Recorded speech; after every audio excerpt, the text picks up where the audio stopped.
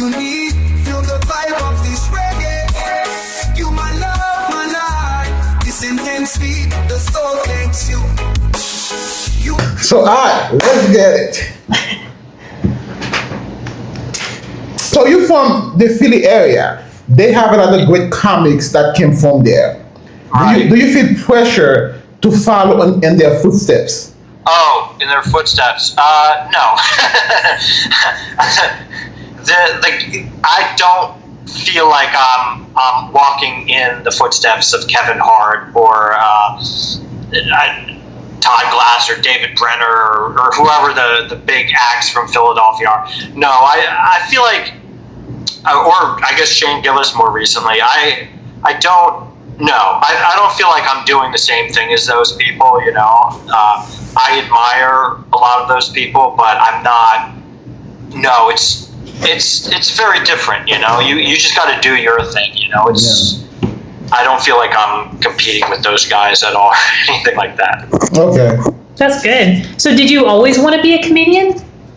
No, I did not. I originally wanted to be like a writer. Oh. I wasn't exposed to a lot of stand-up comedy growing up, so I just wanted to be a writer. I read a lot of books. I got into writing a lot of short stories and fiction and nonfiction.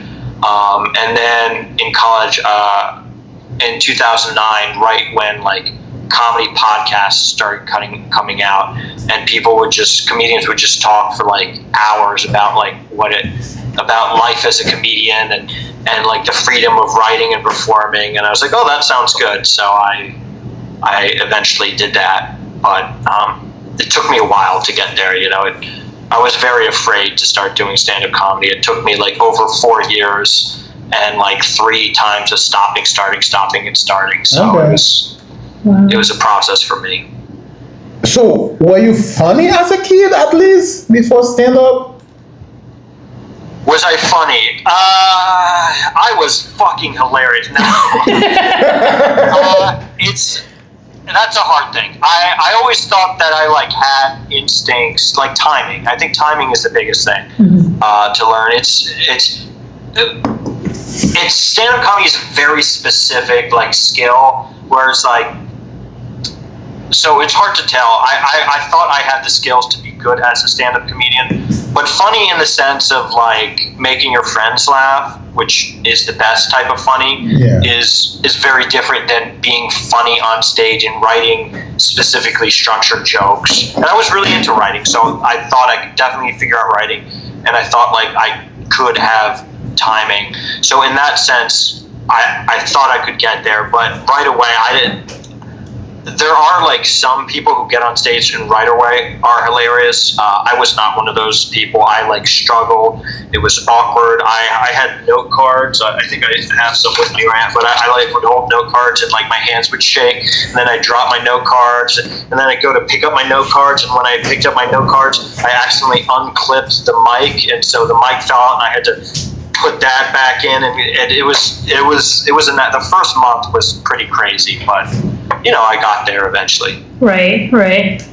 I can't imagine what that felt like. I mean, I do some trainings, and the first time I ever did, I felt that same way. I was like shaking and nervous, and imagine what it would be like on stage with all the lights and, you know, people staring at me. Well, I mean, people were staring at me for training, but yeah. Yes. Yeah, exactly. Yeah, and they had the first mic I did. They had like a Home Depot spotlight, so it was like this really bright light in my face. I couldn't see any. For the first month, I just kept my eyes closed because the light was too bright, and yeah, it was quite an interesting experience. So what was that?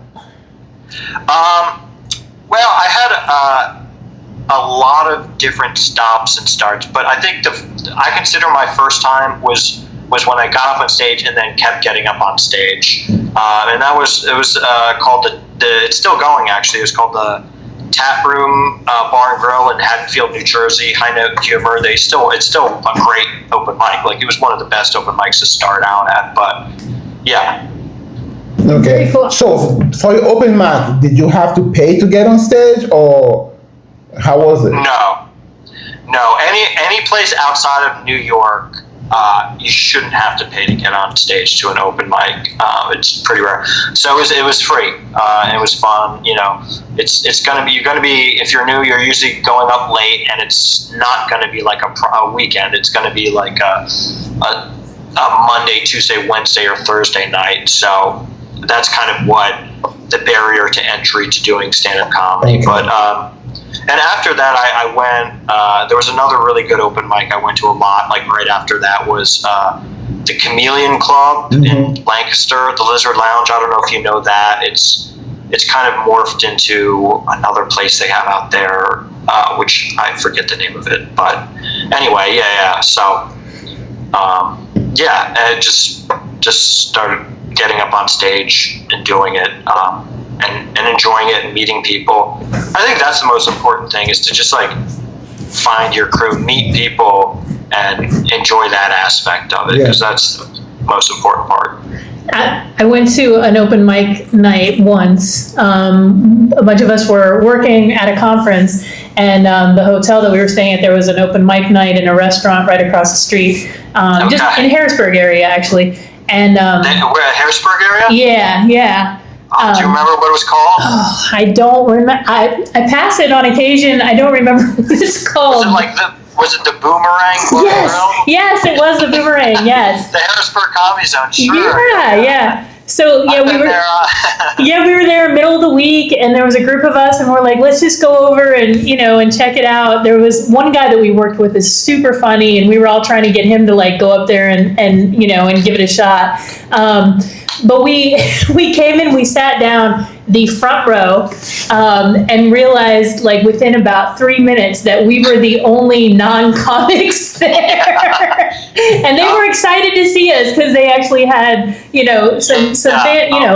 had people that actually perform in front of them. But like he was saying though, because you're funny with your friends and your family, that doesn't mean you can be funny on stage. Right. Because when you're on stage, the big bright light, everything might do. Yeah.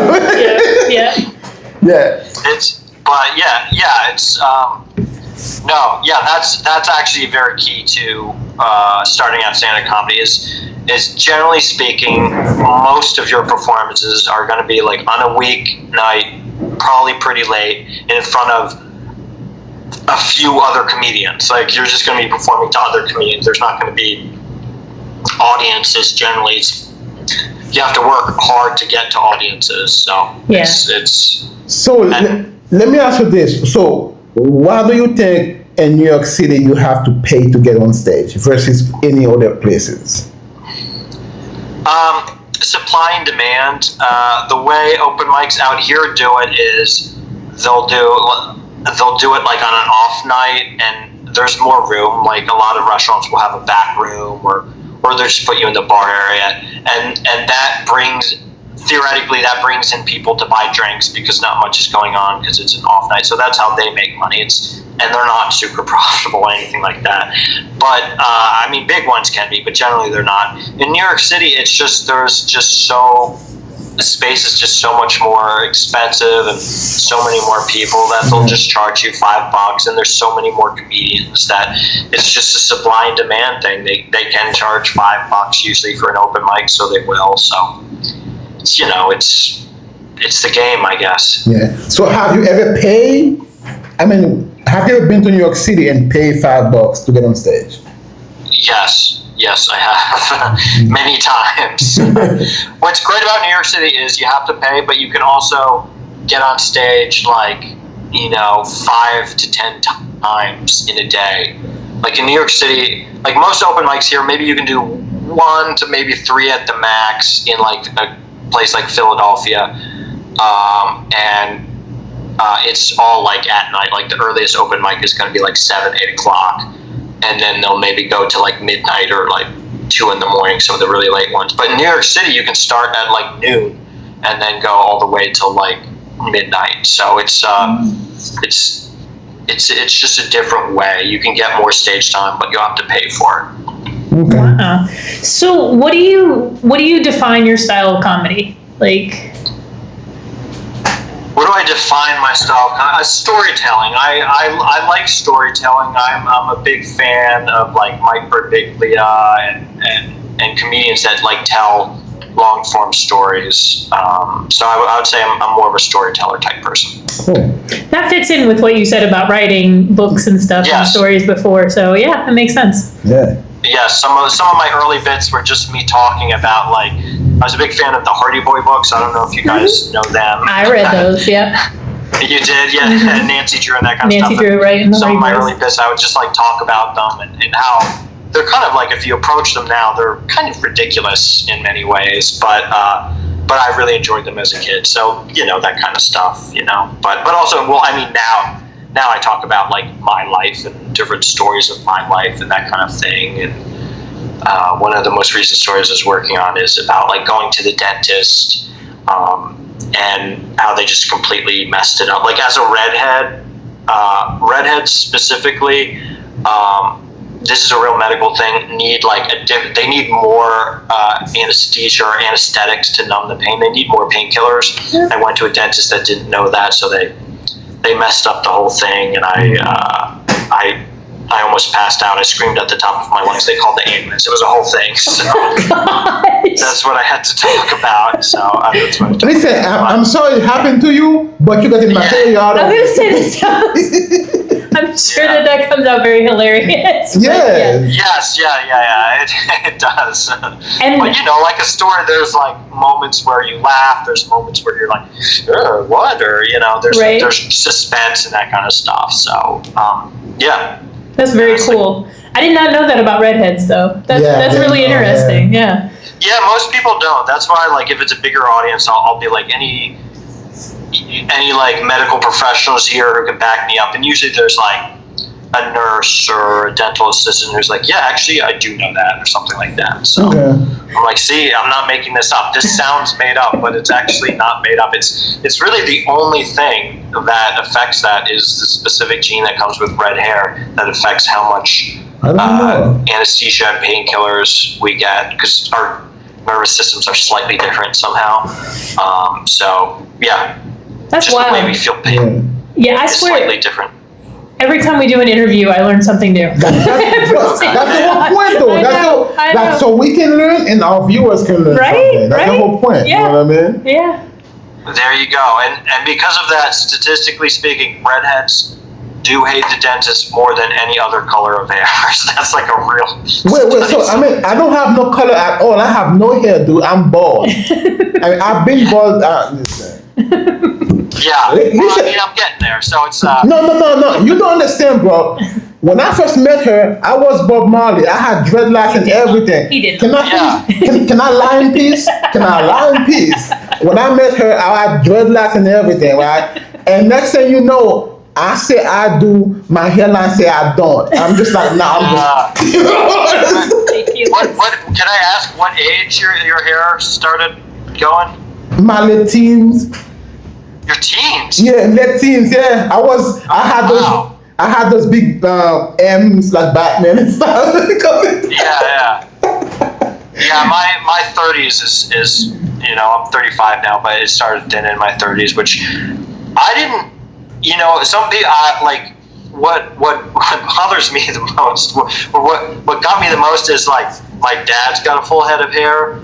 Both my grandfathers on both sides have full hair. All my mom's brothers have full head of hair. All my dad's brothers have a full head of hair. I'm like, why did I get this? Like, this is like, I just got so unlucky. So, you know. It's stress being a comic, man. Yeah, it might be that. It might be. Oh my goodness. There you go. So. But no, I'm cool with it. You know, I think it's totally fine. You know, there's all this talk about people like doing operations and going to like Turkey and stuff, and I'm like, yeah, I don't. Please don't do that. No, man. Don't. Listen, I'm gonna rock this bald head until I can't rock it no more. Right. You know what I mean? Yeah, exactly. Right. Yeah. So, how do you prepare for a show? That depends at what state I am, or so when I mean, generally I have notes on Google Drive on my phone that if there's like a particular like long structured story. Like the dentist bit was like, at one point it was over 10 minutes, so I had to like hit certain beats. I'd like read over my notes of the story, so just I could know where to go. But really the best preparation is to just do your bits over and over and over again as much as you can. Like it's really just repetition. But that, and I think the hardest time I had like preparing for show, being ready on stage, is when I started producing shows, because then your performance is almost like the seventh most important thing. Like my job was like it started out like, you know, promoting the show, and then the day of the show you have to communicate with the venue, make sure the tables are set up, the stage is set up, the lights set up how you want it. Like that all stuff matters. Is because venues don't know how to produce comedy. Like most breweries or wineries that I work with, they don't know how to do a comedy show. So I got to like set up all the tables, which can take hours, and then I got to coordinate, make sure all the comedians show up on time, and then people start coming in. I would generally like check their tickets as well. So it's like a whole process. I'm essentially like a one-man band, like running the whole comedy show. So by the time it's time for me to perform, like I just, you know, I wasn't in the focus space. So that took a long time for me to get there. So there was a lot of shows that I had produced for almost a year straight where I just really wasn't as prepared as I should have been on stage. So it's repetition, and it's just doing it over and over again. It's the same thing as like you know, an athlete. Like how do you get a good foul shot? You just shoot 100 shots over and over again. Yeah, that makes sense. Yeah, so I know you talk about your live, but do you also do current event on your comedy? I trying to think if I ever had any current event stuff. I don't think so. I don't do a lot of current events. I'm more of a personal story person. But there's some people who do that. It is hard because current events, even like, I don't know, back in the, but like even now, current events move so quickly. It's so hard to like work on a good bit and you practice it for weeks and then it's, you know, gone, you know, like it's not as, I don't know if there's as many stories like current events in like, even in the 90s, it was like, you could have jokes about like Bill Clinton scandal or the O.J. Simpson thing, and those are stories that lasted years and years. I don't even know if there's like stories like that anymore in the news. Like some people, you know, will have like Trump jokes or Biden jokes or that kind of stuff, but it's not. It's just really hard to do political jokes, and if you do have a political joke, it might only last you a couple weeks because then people are moving on. Yeah, I think that makes sense, especially with the. I mean, as large as social media has gotten, so the next story is so more easily accessible now than it was in the 90s. You know, we just had the news to watch. So and too, for him too, as a small comics, if you do political jokes, some venue may not want to book you. Say that again? No, as a small comics, if you start doing political jokes, some venues may not want to book you. Yeah, maybe. I mean, it's not. Yeah, I mean that could happen. Like if you're a real like rabble rouser or something like that. But it's political jokes. It's. I mean, I don't know if people get like blackballed or banned from stuff like that. I think generally, as long as like people are laughing, generally people will book you. It's just if you're like specifically like trying to like cause people to work out or walk out of the show, or you're trying to like get people angry, then that's a problem. Okay. I honestly haven't noticed the, you know, I know the politics for the last, you know, 5 or 10 years have been very polarizing. I haven't noticed that as much in comedy shows because I've booked shows in like very, you know, liberal areas, very conservative areas, and generally as long as it's funny, people will go with it. I haven't noticed any like raging Trump fans angry if you make fun of him or that kind of stuff. It's generally been like people are generally pretty cool. They just want to have a good time. You know, they're not going out to get mad. they're just it's certainly the audience I play. They just want to go out and have a good time, and if it's a funny joke about their guy or the other guy, they'll generally laugh, or they won't laugh, but it won't bother them. So I haven't noticed that as much. Cool. So, talk us through how you write a joke. So, like the dentist joke, for example. Like, how do you write that? So my process is I start with a story. So I have an idea that I think is funny, and so honestly, like the day after that happened, I just got up on stage at an open mic and just talked about it. And it was, excuse me, it wasn't anywhere near where I wanted it to be. It was just like raw, and it was raw and in the moment, and frankly, the whole event of the story hadn't even happened yet. Like there's more stuff to come, but I just got up on stage and talked about it because I just felt there was like something important to me and emotional. I thought I could connect to people, and I talked about it, and it didn't go that well. So then I got up and talked about it over and over again on stage, again and again, and then you figure out, oh, this part's funny, like add this joke and that kind of stuff, and stuff will come to you either while you're performing on stage and you'll say it in the moment, or after you're doing, oh, what if I went in this direction? So for me, it's a very trial and error process. I'm not like everything on the page right away. I just have specific bullet points I want to hit. So that's my process. Like I just write down the story. I'm very narrative based, and I tell the story, and then jokes will come. I'll think of funny things, or they don't, and I stop telling the story. So you also you do a lot of bad stuff that you throw away. So that's also part of the process too. Okay. So what sets you apart from other comics? I guess my personal stories. I guess like I try and just my point of view about like my stories. I think my life is normal, but I tell a lot of like very strange stories. Like one of my stories is when I was a kid, my mom took me to a sex conference, and that was and it was just a crazy event. It's just, I don't want to tell the whole story or something like that, but it was just like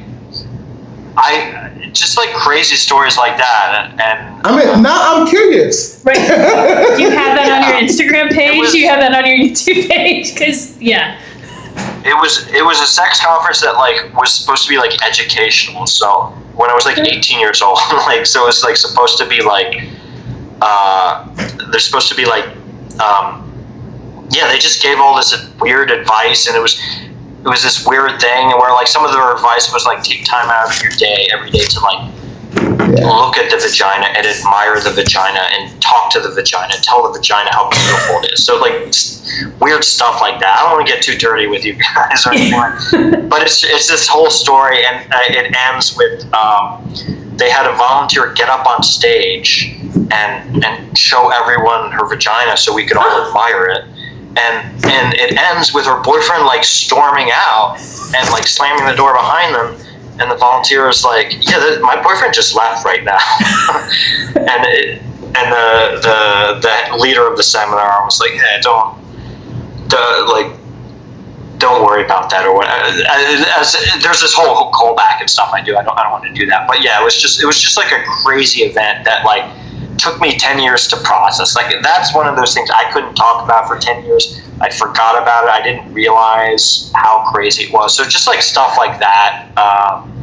That's one of those stories where I'm like, I don't think anyone else has a story like that. Sorry. No, I don't think they do either. Listen, bro. To be honest with you, I don't think I'm mature enough to be in that situation. Right.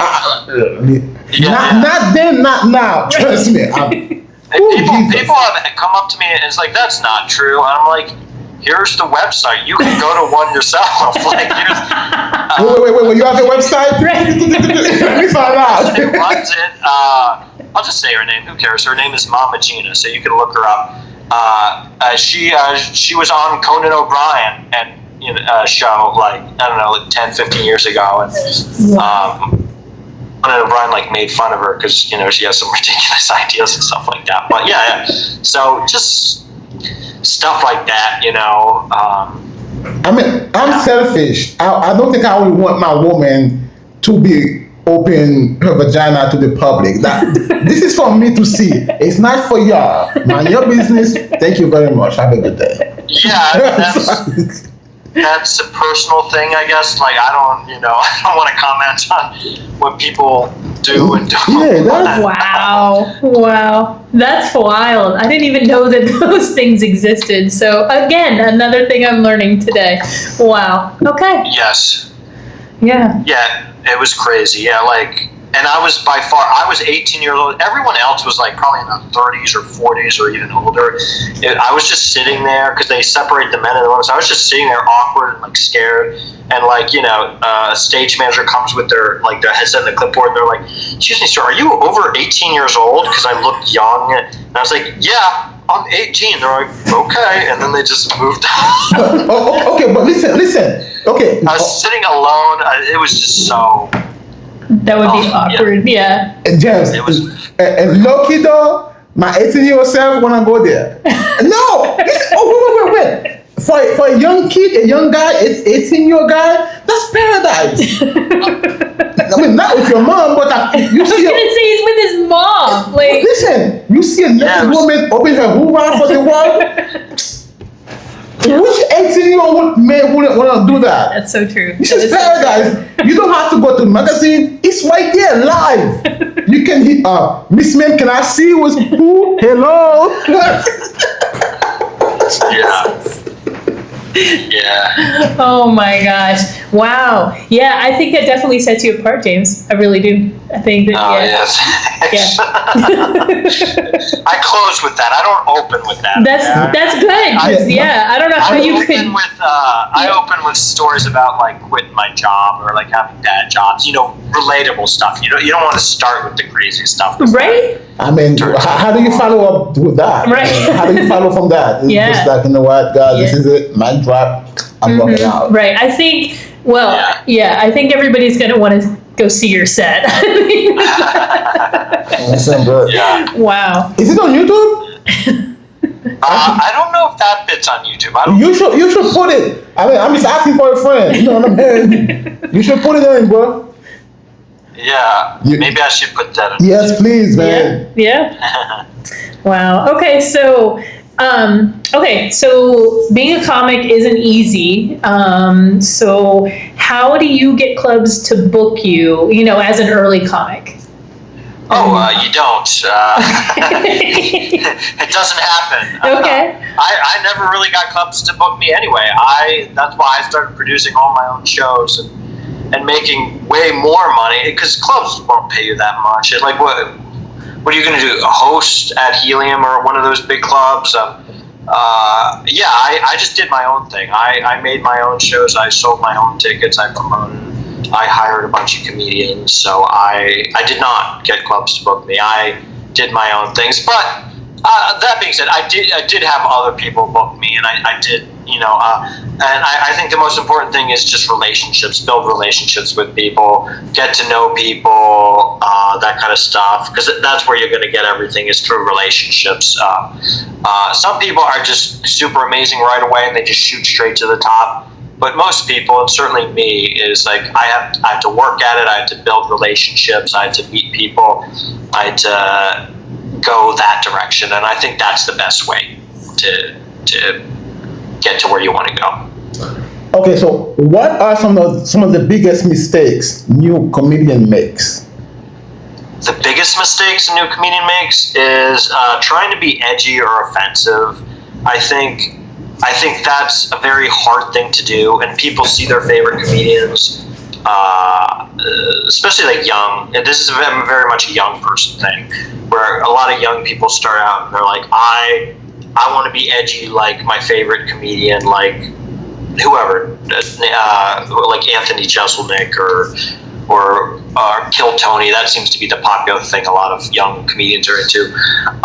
And so they just want to get up on stage and say horrendous things. And that's not good. No one wants to see that. If you really want to be an edgy comedian who does very offensive things like that, you got to work to get there. Like it's hard to do like offensive jokes. Just talk about your life. Don't try to be anything you aren't, and just be respectful to people. That's another thing. Is just be respectful to people. Understand it is a relationship business, so don't burn any bridges. I think that's the biggest mistake people make, and also just keep going.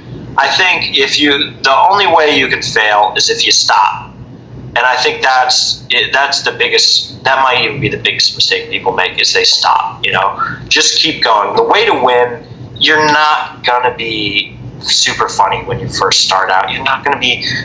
You're gonna have moments where you're funny in like the first year, but you're not even. It's gonna take years and years to get really funny. But you'll when you first start out, you'll have certain peaks and you'll be funny. But the most important thing is to just keep going. That's how you win. Is just keep going. Okay. Yeah. So, do you stay pretty local? I mean, Philly's a big area. So, do you stay local, or do you really, reach out to other areas?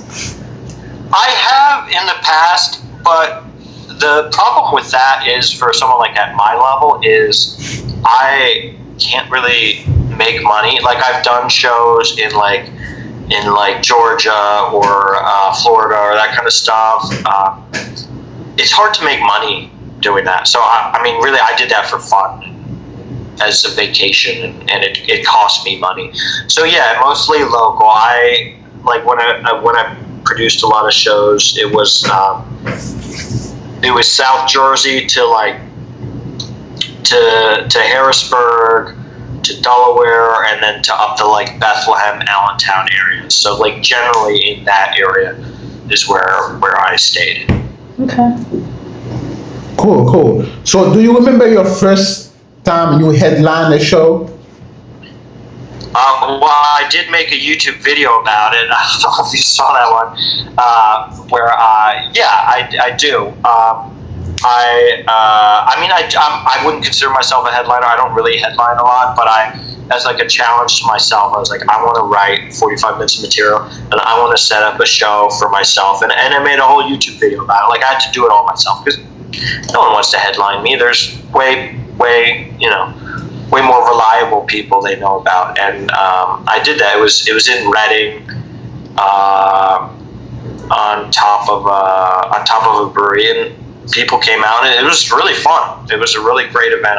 I got lucky. The audience was down for everything, so it went really well. It was a lot of fun, but it wasn't anything like too remarkable about it. I guess it was just an achievement that I wanted to achieve. Okay. That's cool, though. Cool. So, okay, you've talked about money a couple times. So I'm just going to ask, and if you don't want to answer this, you don't have to. But how much do comics make? Like, I mean, like your size comics, or or newer. They've gotten out of the open mics. They're kind of getting some bookings now. What is that? What does that look like? Very low. So the way I was able to make money, and it was still like very like the way I was able to make money is I produced a lot of shows, so I was getting the back end of the show. Whereas like if you work for a club, like if you host for like Helium for a weekend, they pay like, I don't know what it is now, but when I first started, it was like $50 a show. So if you did 5 shows, you made $250. I think they raised it to $75 a show because another club came in town and was paying people $75. So they had to raise $75. It might be $100 now. It might not. I honestly don't know. And that's if you do 5 shows. It might just be 1 show. So hosting is, and that's what I would pay hosts for my shows, is $50. And then the standard rate for like a local headlining show is about like $250. So that's what I would pay, $250 for a weekend show. If it's not a weekend show, it can be less because there's not that much competition. Most people work on like a Friday or Saturday, but it can be way less than that. You're doing a lot of shows for free, that kind of stuff. But I was able to, in last year, 2024, I made enough money from producing comedy shows that I had to pay taxes quarterly on them, which is pretty good. So I was making like $20,000 in 2024 profit, which is not that good for regular job, but like for comedy, that you're in the top 1% if you can do that from comedy. Like it's really hard to make money. Wait, you tell me that, wait 1 second. If you make $20K a year, that's the top 1% in comedy? Yeah. Most people don't make that much money in comedy. Maybe it's not the top 1%, but like as far as like a local comedy scene, most people aren't making. And I was doing it from producing. I wasn't doing. Most people aren't, because you got to think there's like probably like 1,000 comedians in Philly, and most people aren't making. Or there's like, I don't know, maybe there's only like 500 to 1,000. Most people don't make any money from comedy. Like it's not. If you go to New York, a lot of people are making more money, but it's very top heavy. Like a lot of people aren't making that much money from comedy, so it's pretty rare. There's only like, there used to be a lot less. There's only maybe 200 working comedians in the country, regularly headline. Like there's probably a little bit more, and it just depends. But there's not that many, and there's like thousands of comedians in every big city. I'm just pulling. I just pulled the top 1% out of my ass, so I don't know for sure. Yeah. But most people don't make that much money. Like it's crazy, which is why I kind of moved away from producing comedy shows. So I got more into like editing videos and that kind of stuff because it's more reliable and stuff like that. It's very hard to sell tickets in comedy. It's not a good business. If you want to make money, don't get into it. If you enjoy doing it, do it. Okay. But if you're trying to get rich, comedy's not the way. Wow. So now, do you edit videos for bigger channels in your channel, or just about anybody? Yes, that's what I do. Yeah. So I edit people's podcasts. I do a lot of stand-up comedy clips, that kind of stuff. And I still do like fun stuff. Like I did a fun. I'm actually about to start releasing them on Wednesday, where one of my friends, who's another comedian, she produced a vampire roast at a vampire museum. So it's this cool vampire museum with like all these like old, vampire accoutrements and like crosses and lights, and it's she just like got like Dracula, she got like Van Helsing. She had all these comedians play different characters, and they wrote roast jokes about people. So I'm making like some Instagram and TikTok clips out of that event. So I do fun stuff like that as well. That's really cool. That's really good. Yes. That's nice. Yeah. So, what are some roadblocks that comedians face nowadays?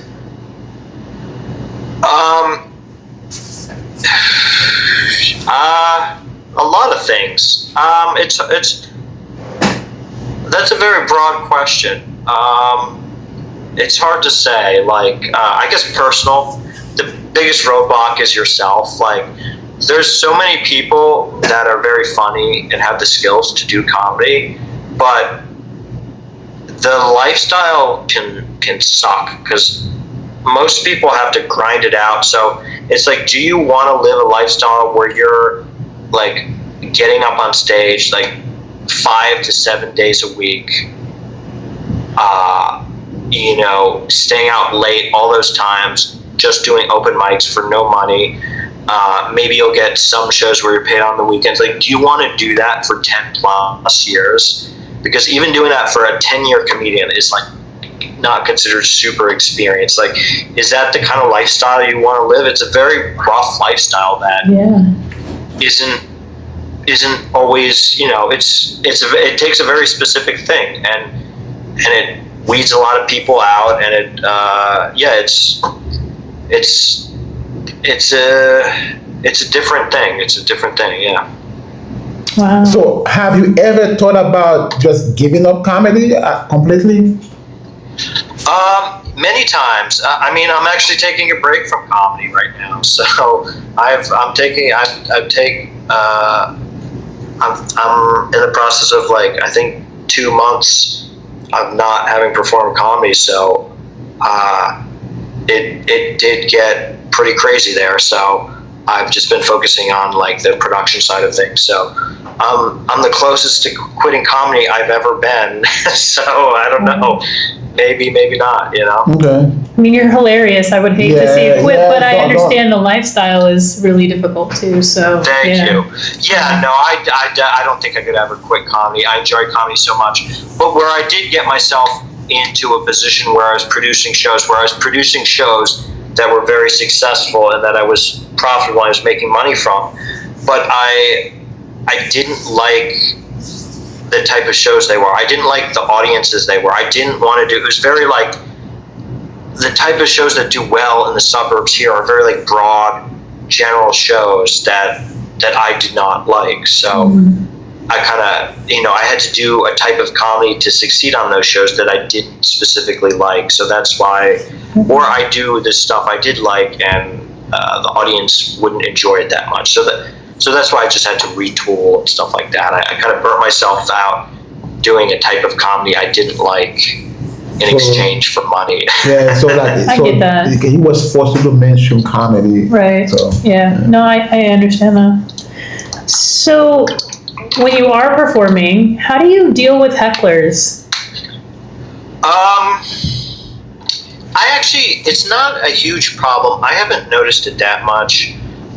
So if you have a good producer, which was usually me, where if someone's like shouting out, usually most people aren't trying to like ruin a show or be an asshole. They just are excited and want to get involved. So the best way is to just like be like, oh, thank you for that. Respond to it in the moment, address it and be like, oh, thank you for that. And like politely, calmly let them know, okay, I'm going to move on. We're going to do something calm. That's probably the main one. The other one is to just ignore them. And if you're able to ignore them, ignoring them a couple times will like give them the message like, we don't want to hear from you right now. Or you address it, have fun, and then move on. If they keep doing it, like a good comedian will be able to play with them, but that fundamentally changes the show and it's not good. And some people can like turn that into a very funny thing and then move on. That's the hardest part. Like people can turn a heckling moment into a very funny thing, but then it's very hard to move on because, that fundamentally changes the way it's very hard to follow something like that. Because it's combative and people love that, but then you want to tell like your jokes are prepared, it's maybe not as exciting for people, so it makes it hard to move on. But if it gets real bad, the producer, which is usually me, will go up to them and be like, shh, like, be quiet, we can't have this, and if it gets really bad, you have to like throw them out. I've never gotten to that point. The worst is I've just went up to someone and like, shh, like just don't interrupt the comedian, that kind of stuff. And generally it's good. I haven't had too many nightmare experiences. People are generally good people, and I think most of the shows I go to, people aren't getting super drunk. I don't think people do that as much as they did like 30 years ago. I think people are more in control of their life, and also they want to have a good time. They paid money. Like it'd be weird to go out and ruin a show. So generally just very measured, reasoned approach, and people are usually pretty good with it. Okay. Earlier, you said you were involved in shows that wasn't successful. As a comic, how do you deal with that? You just grin and bear it. You just smile and there's very different types of like success and whatnot. Like a show that, you mean like a show that like lost money, or a show where like it was horrible, no one showed up, or it was just like not an entertaining experience? Like, what do you mean? Yeah, I think more like that. Like, like nobody's laughing in the audience. They're just nobody straight face. Nobody showed up. Yeah. Oh, yeah, I've done that a lot. It's very, like, as a producer, it's very stressful. yeah, that was the hardest thing for me to deal with, because I as a producer, I was very like control freaky, and like the biggest thing is just learn. Like I would hire like other headliners, and just trust that they could do a good job. Like needed to make sure I did all the preparation to put people in a position to succeed, and if it doesn't go well, you just do the best job you can. And oftentimes, you're much more in tune with how well the show is going. There's people who go to shows who don't even understand, like, people are supposed to be laughing at every joke. They're just like, oh, they're not laughing at every joke, but afterwards they're like, I enjoyed myself. And I'm like, well, you didn't laugh. Like, what do you mean? But that's just how it goes. So you never want to, I think that is the key to like a seasoned comedian, is to just keep going, keep doing their best, even if he's getting no response, even if it's not going, doing their best, live the best show they can, and afterwards get off, shake everyone's hand, smile, say thank you for coming. And you might feel horrible inside that you're not getting any reactions. You might think it wasn't a good show, but you did the best you could, and people probably enjoyed it more than you think, even if they didn't laugh. So I mean, that was the hardest thing for me, really, in producing shows, is just to learn to deal with shows that weren't going the way you wanted them to go. And you go home, you take a shower, you forget about it, and you do the next show. So that's a great way to deal with it. Yeah, it is. Yeah. So, as a producer, like you talked about, you more recently were doing shows that you didn't particularly like. So, like, what type of comedian would you prefer to book? I was booking comedians for the most part that I enjoyed. There's a few comedians that I booked for business reasons, but I was actually pretty good with booking like nice comedians who I enjoyed and I found funny, who did a type of comedy that I was not good at doing. I enjoy all types of comedians. I just was not good at doing comedy for people older than me, people in the suburbs who were like probably 20 years older than me. Like, it was just hard for me to relate to those people. So that's why I didn't enjoy them as much. I mean, I figured out how to do and stuff like that, but it was just in the suburbs. It was like older crowds who, they wanted a very specific type of humor. They wanted, relationship humor. What's the other? Mostly like relationship stuff, family stuff, and then a little bit of like sex stuff as well. That kind of stuff. That's what they wanted. Which people do that type of comedy great, and I enjoy that. But I'm not good at that. Like, I tell very like in-depth stories, and it's just a different context than what they wanted. So it's that was just what made it difficult for me. Okay, cool. So, in general, do you think people these days are too sensitive? I mean, no, I don't. I think that has been, it's definitely a well-tread topic that's been talked about a lot.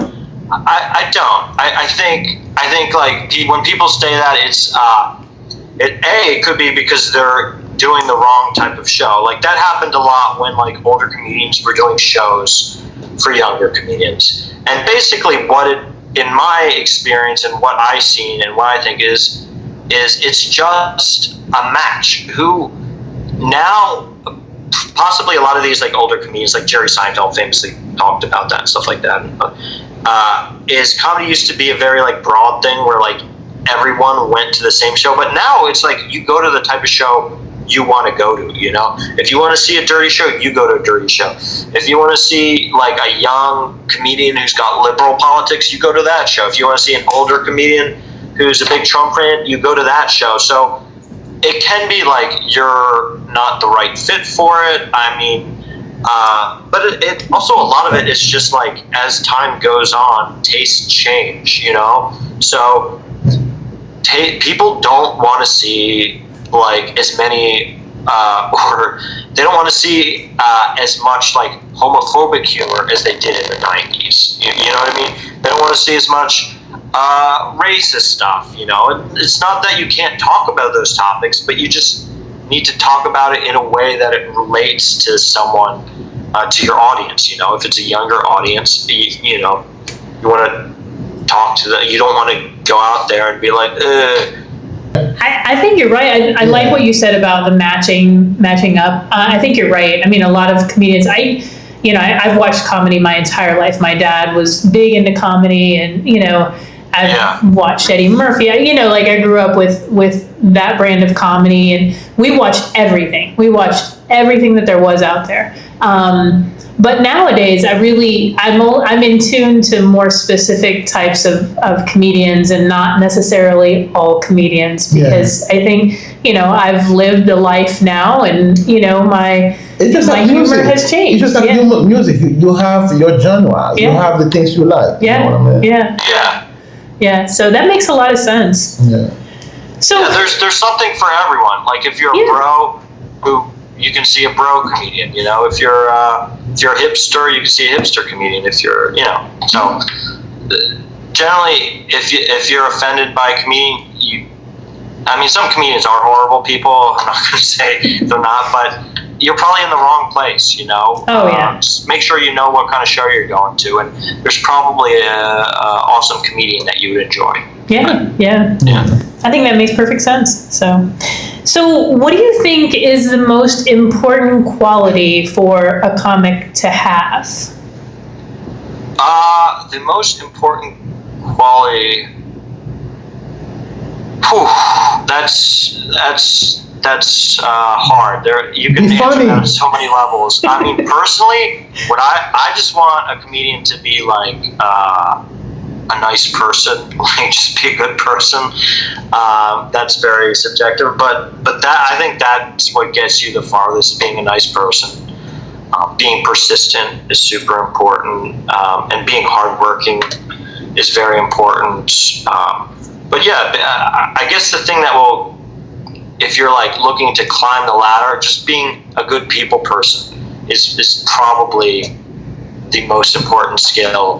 Even more important than having any talent, because being a good people person can get you very far. Yeah. But also being funny is of course very important, but the biggest barrier is dealing with people. So be good at dealing with people. You know, it doesn't matter how funny you are. If everyone hates you, you're not going to go far. Yeah. I would think too, having kind of a strong backbone so that you can go into a room and not get a laugh and be able to walk away and take a shower and be reset the next day. Because I don't know how I can take that. I'm not a comedian by any means whatsoever. So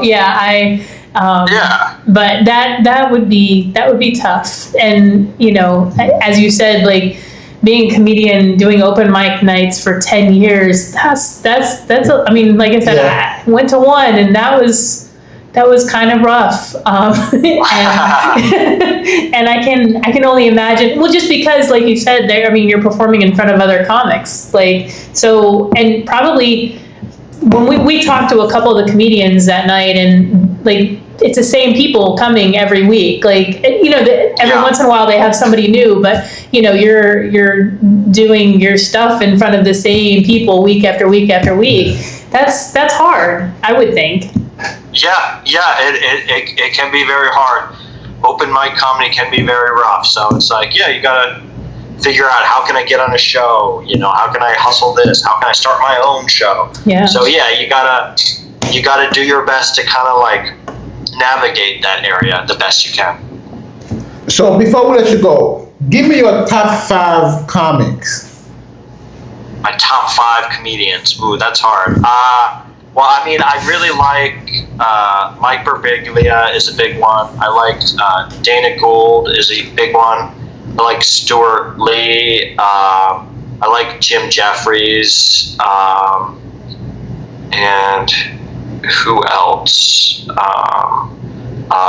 Maria Bamford was huge. I really liked her. So there's 5. But there's so many more. Those are good. Those are great.